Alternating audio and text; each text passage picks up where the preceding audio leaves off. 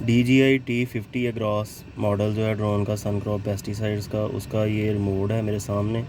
और ज़ैद भाई जो ड्रोन के पायलट हैं वो हमारे साथ हैं, तो ये बताएंगे अब इसके बारे में।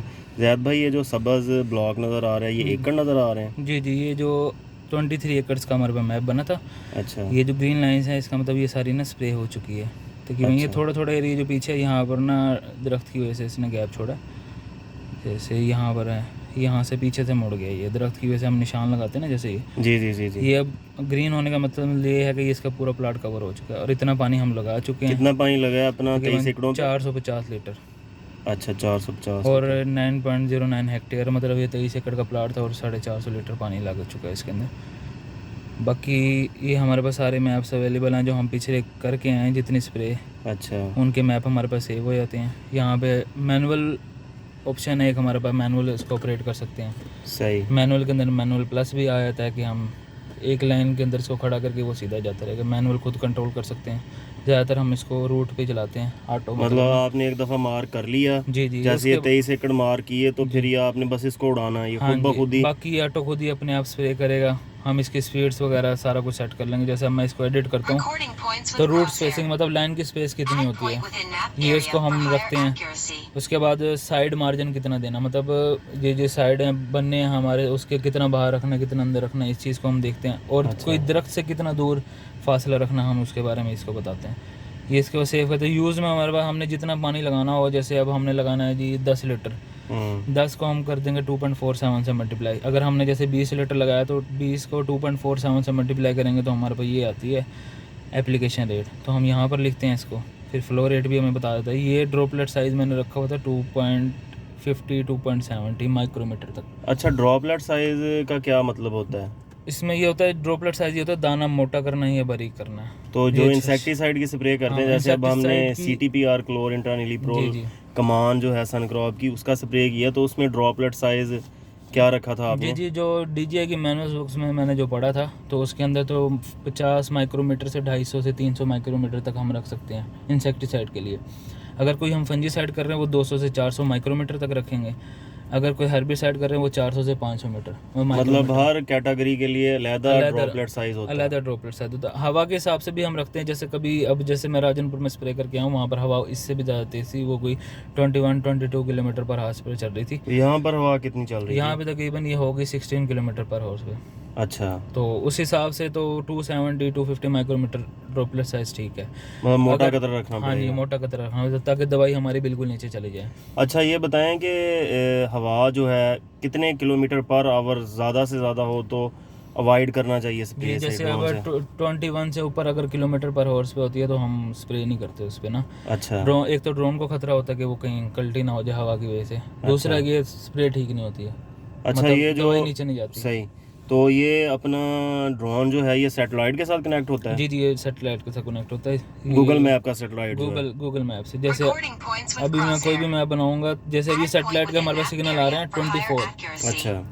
20 से ऊपर होंगे तो सिग्नल अच्छे होते हैं, 28 पे सबसे बेस्ट होते हैं, तब मैप आपका बिल्कुल एक्यूरेट बनता है। अच्छा। अगर जब स्टार्टिंग में हम कहीं भी किसी भी फील्ड में जाएंगे वहाँ पर GNSS बिल्कुल कम आ रहे हैं सेटेलाइट के सिग्नल ना। तो यहाँ वहाँ पे पे ठीक मैप आ रहे हैं सैटेलाइट के यहाँ सिग्नल? पे सिग्नल ठीक आ रहे हैं, बिल्कुल 24 पे आ रहे अच्छा, ये ड्रोन फिर आपको रजिस्टर्ड करवाना पड़ता होगा हैं। है जी, ये रजिस्टर करवाना पड़ता है सैटेलाइट के साथ? सेटेलाइट। ये तकरीबन पहले से ही होता है सेटेलाइट के साथ ना। अच्छा। जो भी कंपनी चाइना से? चाइना से ही पहले से सेटेलाइट के साथ होता है ये।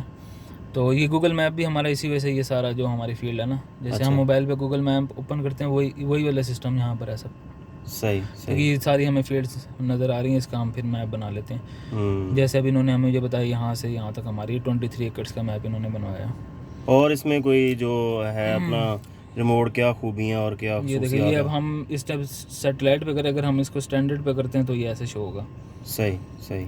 सेटेलाइट पे हमें बिल्कुल ना क्लियर शो होता है कि ये सारा कुछ, उसमें हमें बिल्कुल कुछ नज़र नहीं। तो ये रिमोट के साथ हमारा कनेक्ट है, ये इसको रेस कर सकते हैं, मतलब सारा ख़त्म हो जाएगा। सही रेस सही। कर अच्छा, दिया इस मतलब जो ड्रोन के साथ आप ड्रोन को इस रिमोट के साथ आप ऑपरेट भी कर कर सकते? सकते हैं। एक तो आपने ऑटो पे लगा दिया ना, एक तो ऑटो पे लगा दिया, उसके अलावा भी आप ऑपरेट उसके कर अलावा सकते? हम उसको मैनुअल कंट्रोल कर सकते हैं। जैसे कोई जगह रह गई या कोई दरख्त के करीब हमने अगर करना हो या कहीं पे थोड़ा सा वक्फा रह गया तो उसको हम फिर मैनुअल कंट्रोल करके ना उसको स्प्रे कर देते हैं। बाकी इसकी ड्रोन्स की सेटिंग है, इसकी हाइट मैनेज कर लेते हैं कितनी है, हाइट एक मैक्सिमम कितनी रख सकते हैं? हाइट तकरीबन हम क्रॉप से 3 मीटर की रखते हैं हाइट। अच्छा। 3 मीटर की ज़्यादा जो अच्छी कवरेज के लिए। अगर हवा तेज़ है तो उसको 2.5 मीटर तक तकरीबन हम नीचे ले आते हैं, उसमें भी ठीक होती है। पर बेस्ट ये है कि 3 मीटर की हाइट पे ना कवरेज अच्छी होती है। ये हमारे पास RTH बटन है। जब भी कहीं ड्रोन दूर गया हुआ है उसको वापस ऑटो बुलाना है ना, तो इसको बटन को प्रेस करते हैं। एक बार सिंगल प्रेस फिर डबल प्रेस करेंगे तो ड्रोन अपने आप वापस आ जाता है। अच्छा, अपना काम छोड़ के? अपना काम, जैसे स्प्रे ख़त्म होगी, हमें पता लगेगा स्प्रे ख़त्म होगी, हम इस बटन को 2 बार प्रेस करेंगे, सिंगल प्रेस फिर दोबारा प्रेस करके रखेंगे ना लॉन्ग प्रेस, तो ड्रोन अपने आप ऑटो वापस आ जाएगा। तो इसकी हम हाइट भी रखेंगे 60 मीटर पर सेकंड। ये स्पीड रखेंगे, इसकी हाइट हमने कितनी रखनी है उस हिसाब से हम मैनेज कर लेते हैं।